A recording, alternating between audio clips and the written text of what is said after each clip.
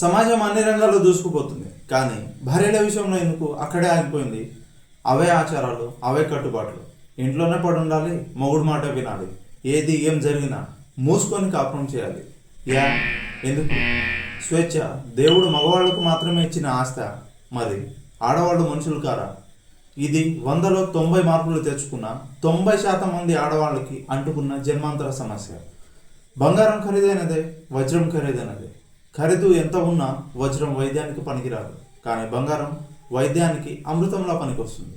వజ్రం వేడి చేస్తే విరిగిపోతుంది, కానీ బంగారం వేడి చేస్తున్న కొద్దీ సాగుతూనే ఉంటుంది, కరుగుతూనే ఉంటుంది. విరిగిన వజ్రాన్ని అతికించలేము, కానీ బంగారం బంగారంలా కలిసిపోతుంది. మృదువుగా మెత్తగా ఉంది, కరిగిపోయే గుణం ఉంది, నాకుండే పిచ్చిని నయం చేస్తుంది అంటే దానికి విలువ ఎక్కువ ఉంది. The intrinsic value of A women is much more greater than the man. కానీ జీవితం ఒక యుద్ధం, యుద్ధానికి వజ్రమే ఆయుధం. ఆ ఆయుధంలో చితిమంటలో సహగమనం ఒకసారి బలి చేస్తుంది కావచ్చు, కానీ పతి విడిచిన సతిగమనం ప్రతి నిమిషం రగిలిస్తుందన్నది పెద్దగా ఆలోచించాల్సిన అవసరం లేదు. చిన్న మెదడుకి చిన్న సైగ చేసిన అర్థమయ్యే మాట. అందుకనే వజ్రానికి బంగారపు పూత అతికించే మార్గమే పెళ్ళి. ఈ మార్గంతో బంగారం వజ్రాన్ని రక్షిస్తుంది, తనకు తాను రక్షించుకుంటుంది.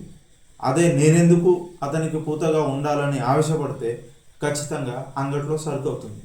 అందుకనే బంగారానికి అవసరం తనకు తాను మార్చుకోవడం, బంగారానికి అవసరం తనకు తాను కాపాడుకోవడం, బంగారానికి అవసరం తనను తాను ఎప్పుడు గెలవాలనుకోవడం.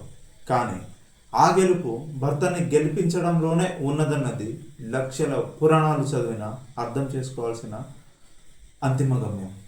సో సహనం ఉండాలి, సమయాన్ని వెచ్చించాలి, సర్దుకుపోవాలి, చక్కదిద్దుకోవాలి. దానికి కావాలి కట్టుబాట్లు. ఆ కట్టుబాట్లే శాస్త్రాలు, ఆచారాలు. అవా మీ స్వేచ్ఛకు అడ్డంకులు. కానీ ఇది సత్యం, కట్టుబాట్లు లేని స్వేచ్ఛ అంతిమ గమ్యం బానిసత్వమే.